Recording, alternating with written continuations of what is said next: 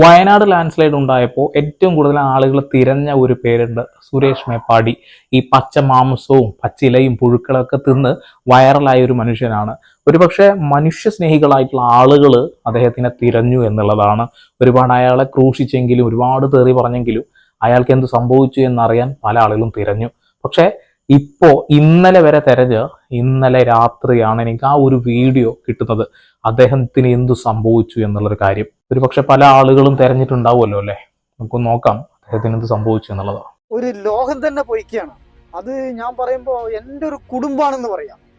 എനിക്ക് അത്രയും ഖേദമുണ്ട്. അവിടെ ജാതി മതം ഒന്നുമില്ല, എല്ലാ വീട്ടിലും വന്ന് കല്യാണമാണ് അല്ലേ. എനിക്ക് ഭയങ്കര വേദനയുണ്ട്. നിങ്ങളുടെ ഈ ഓക്കെ, സുരേഷ് മേപ്പാടിക്ക് യാതൊന്നും സംഭവിച്ചിട്ടില്ല. എന്നാൽ 5 മാസം മുമ്പാണ് അദ്ദേഹം അവസാനമായിട്ട് സോഷ്യൽ മീഡിയയിൽ പ്രത്യക്ഷപ്പെടുന്നത്. പീപ്പിൾസ് വോയിസ് എന്ന യൂട്യൂബ് ചാനലാണ് അദ്ദേഹത്തിനെ അവസാനമായിട്ട് കാണുന്നത്. ഈ ലാൻഡ് സ്ലൈഡ് കഴിഞ്ഞതിന് ശേഷമുള്ള ഒരു ഇന്റർവ്യൂ ആണ്. അതിനുശേഷവും അദ്ദേഹത്തിനെ കണ്ടിട്ടില്ല. എന്ത് സംഭവിച്ചെന്ന് അറിയില്ല. അദ്ദേഹം പറയുന്ന ഒരുപാട് കാര്യങ്ങളുണ്ട്. ഈ ലാൻഡ് സ്ലൈഡ് ഉണ്ടാവാനുള്ള കാരണം എന്ന് വെച്ചിട്ടുണ്ടെങ്കിൽ പല മതങ്ങളും നമ്മളെ പഠിപ്പിക്കുന്ന ഒരു കാര്യമുണ്ട്, ഇവിടെയുള്ള മലകളെല്ലാം ആണികളായിട്ടാണ് പ്രവർത്തിക്കുന്നത് എന്നുള്ളത്. അതായത് ആ മല എത്രത്തോളം ഉയരത്തേക്കുണ്ട് അത്രത്തോളം ആഴത്തിലോട്ട് ശിലാഫലകങ്ങളെയൊക്കെ ചേർത്ത് പിടിച്ചുകൊണ്ട് നിൽക്കുന്നതാണ്. മൗണ്ടൈൻസ് ഒക്കെ ആണികളാണെന്ന്. പക്ഷെ ആ മൗണ്ടൈൻസ് ഒക്കെ ആളുകൾ തന്നെ പറച്ചങ്ങ് എടുക്കുന്നുണ്ട്, മണ്ണെടുത്തും കോറിയിലുള്ള ഈ ഒരു പാറ പൊട്ടിക്കലൊക്കെ ചെയ്തുകൊണ്ട്. അതിൻ്റെയൊക്കെ ഫലമായിട്ടൊക്കെ തന്നെയാണ് മണ്ണൊലിപ്പും അതുപോലെ തന്നെ ഇത്തരം ലാൻഡ് സ്ലൈഡുകൾ ഉണ്ടാകുന്നത് എന്നാണ് അദ്ദേഹം ചൂണ്ടിക്കാണിക്കുന്നത്. ഓക്കെ, അദ്ദേഹത്തിന്റെ വിഷമം അത് നമുക്കൊരിക്കലും പറഞ്ഞറിയിക്കാൻ കഴിയില്ല. അദ്ദേഹത്തിന് വേണ്ടപ്പെട്ട ആളുകൾ, സുഹൃത്തുക്കൾ എല്ലാവരും നഷ്ടപ്പെട്ടിട്ടുണ്ട്. ഫാമിലിയിലുള്ള ആളുകളൊക്കെ നഷ്ടപ്പെട്ടിട്ടുണ്ട്. പക്ഷെ ഇപ്പോൾ അദ്ദേഹം എവിടെയാണെന്ന് അറിയില്ല കേട്ടോ. ഇത് 5 മാസം മുമ്പ് ലാൻഡ് സ്ലൈഡ് കഴിഞ്ഞതിന് ശേഷമുള്ള വീഡിയോ ആണ്. ഒന്ന് കേൾക്കാം. ഒരുപാട് സുഹൃത്തുക്കളും ഒരുപാട് വേണ്ടപ്പെട്ട ആൾക്കാർ ഇന്നിപ്പോ അവിടെ വീടില്ല, സ്ഥലമില്ല, ഇങ്ങനെയുള്ള ഇവരെ കാര്യങ്ങൾ അപ്പൊ നാളേക്ക് മറ്റന്നാൾക്ക് വെക്കരുത്. സഡൻലി ചെയ്തു കൊടുക്കുക. അവർക്ക് ഇനി നഷ്ടപ്പെടാൻ ഒന്നുമില്ല. ഇല്ല അതും കൊണ്ട് സഡൻലി നാളെ മറ്റന്നാൾ പേപ്പർ ശരിയാക്കണമെന്നും പറ്റില്ല. 5 മാസം മുമ്പ് ഇദ്ദേഹം പറഞ്ഞ വാക്കുകളാണ്. അവിടെ നഷ്ടപ്പെട്ട വീടുകൾ, ഒരുപാട് ആളുകൾക്ക് വീട് നഷ്ടപ്പെട്ടിട്ടുണ്ട്. പക്ഷെ പേപ്പർ വർക്കുകളുടെ പേരും പറഞ്ഞുകൊണ്ട് ഇപ്പോൾ അത് കിട്ടിയിട്ടുണ്ടോ? ഇല്ല എന്നൊക്കെ തന്നെ വേണമെങ്കിൽ പറയാം. അവിടെ നഷ്ടപ്പെട്ട ഭൂമി, അവിടേക്ക് നഷ്ടപ്പെട്ട ലൈഫ്, അതൊക്കെ നമ്മുടെ ഗവൺമെന്റ് തിരിച്ചു കൊടുക്കുമോ? ചോദ്യചിഹ്നം തന്നെയാണ്. നിങ്ങളിത് ഓർക്കണം. 5 മാസം മുമ്പ് അദ്ദേഹം പറഞ്ഞ വാക്കുകളാണ്.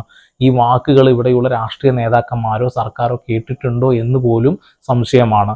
അദ്ദേഹത്തിന് എല്ലാവർക്കും അന്വേഷിക്കാൻ വലിയ ധൃതിയായിരുന്നു. പക്ഷെ അദ്ദേഹം പറഞ്ഞ വാക്കുകൾ ആരും കേട്ടില്ല എന്നുള്ളതാണ്. ഇപ്പോഴും ഈ ഒരു അവസ്ഥ തുടരുകയാണ്. ഒരു ലാൻഡ് സ്ലൈഡ് അല്ല, പലയിടങ്ങളിലും ഉണ്ടായിട്ടുണ്ട് വയനാട്ടിലല്ലേ. അവിടെയുള്ള ആളുകൾക്കൊക്കെ എന്തെങ്കിലും കിട്ടിയിട്ടുണ്ടോ? നിങ്ങൾ എപ്പോഴെങ്കിലും ചിന്തിച്ചിട്ടുണ്ടോ? നമ്മളെല്ലാവരും സേഫ് ആണല്ലേ. നമുക്ക് ഏറി വന്ന കടൽ നമ്മളെ എടുക്കും, മറ്റുള്ള പ്രശ്നങ്ങളില്ല. കടലേ എടുക്കാനുള്ളൂ, തൊട്ടടുത്ത് കടല. പക്ഷേ ഈ മലനിരകൾക്കടിയിൽ താമസിക്കുന്ന ആളുകൾക്ക് ഉണ്ടാവുന്ന അവസ്ഥയാണ് ഈ ലാൻഡ് സ്ലൈഡ്. കോഴിക്കോട് ഉണ്ടായിട്ടുണ്ടായിരുന്നല്ലോ, ഒരുപാട് ആളുകൾക്ക് വീട് നഷ്ടപ്പെട്ടല്ലോ. ഇവർക്കൊക്കെ എന്തെങ്കിലും കിട്ടിയിട്ടുണ്ടോ? സുരേഷ് മേപ്പാടി പറഞ്ഞ വാക്കുകൾ അതൊക്കെ നമ്മൾ പലപ്പോഴും എഴുതി തള്ളാറുണ്ട്. പക്ഷെ ഈ വാക്കൊരിക്കലും എഴുതി തള്ളാൻ കഴിയില്ല. എന്നാൽ എല്ലാരും ഇപ്പൊ രക്ഷപ്പെടുത്താനും കൈ മാന്താനും കാല് മാന്താനും നമ്മൾ എത്ര ശക്തമായി നിന്നോ ഇതേമാതിരി നിങ്ങൾ ചേർന്ന് നിന്ന്, നിങ്ങളല്ല നമ്മളെല്ലാവരും ചേർന്ന് നിന്ന് അവർ കിട്ടേണ്ട ലഭിക്കേണ്ട കാര്യങ്ങളെ വാങ്ങിക്കൊടുക്കാനും അവരെ സംരക്ഷിക്കാനും, അവരെ മാത്രമല്ല പ്രകൃതിയെ മൊത്തം സംരക്ഷിക്കാനും നമ്മൾ ഉത്തരവാദിത്തപ്പെട്ടവർ.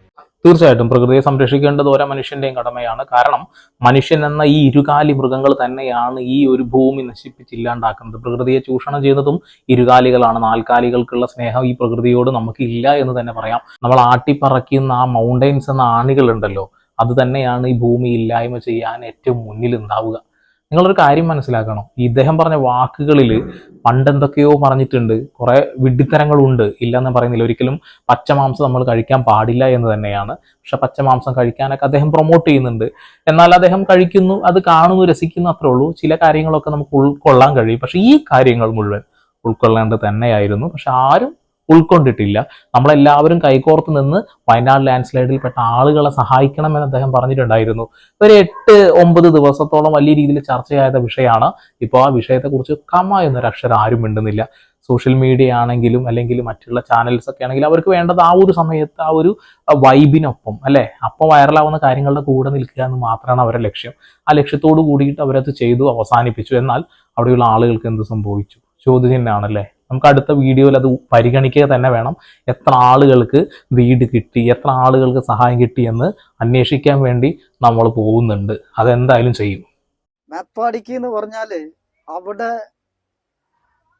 ഒരു ലോകം തന്നെ പൊയ്ക്കുകയാണ്. അത് ഞാൻ പറയുമ്പോ എൻ്റെ ഒരു കുടുംബാണെന്ന് പറയാം. എനിക്ക് അത്രയും ഖേദമുണ്ട്, പറഞ്ഞല്ലോ പറഞ്ഞറിയിക്കാൻ പറ്റില്ല. എൻ്റെ മനസ്സ് പൊട്ടുകയാണ്. അത്രയും പിഞ്ചു കുഞ്ഞുങ്ങളും അതേമാതിരി നമ്മളിപ്പോ അത്രയും ബന്ധപ്പെട്ട ആൾക്കാരൊക്കെയാണ് പോയത്.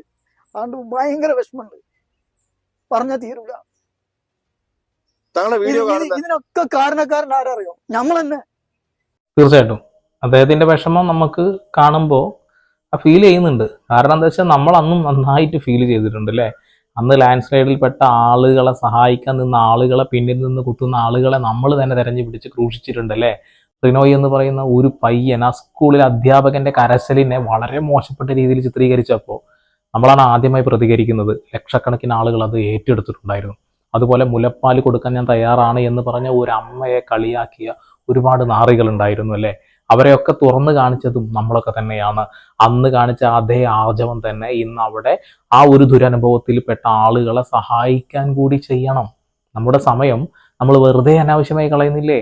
അതിൽ കുറച്ച് സമയം ഇതിനു വേണ്ടി ചിലവഴിക്കുക.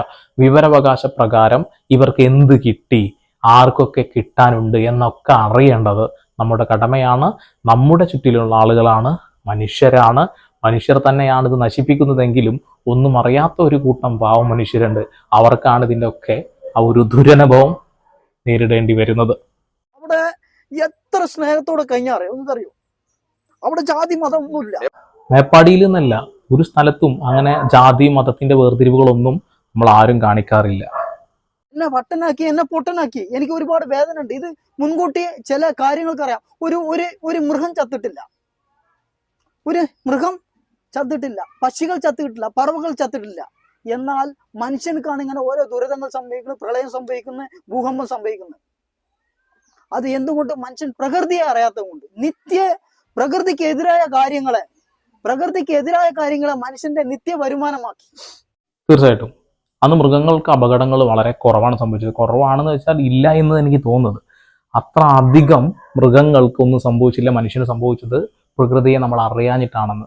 സുരേഷ് ഒരു കാര്യം മനസ്സിലാക്കണം, അത് മനുഷ്യന്മാർക്ക് അറിയാഞ്ഞിട്ടില്ല, അറിയാം. പക്ഷേ ചൂഷണം ചെയ്തേ ഞങ്ങൾ ജീവിക്കൂ, വരും തലമുറ ഇവിടെ ജീവിക്കരുത് എന്ന് ചിന്തിക്കുന്ന ആളുകളായതുകൊണ്ടാണ്. അതുകൊണ്ടാണല്ലോ ഇത്തരത്തിലുള്ള പോക്രിത്തരങ്ങൾ കാണിച്ചുകൊണ്ടിരിക്കുന്നത്. മണ്ണ് മാന്തുകയും മലയിടിക്കുകയും പാടം നികത്തുകയൊക്കെ ചെയ്യുന്നത്. അവർ ഇന്ന് ജീവിക്കാൻ വേണ്ടി മാത്രം ആഗ്രഹിക്കുന്ന ആളാണ്.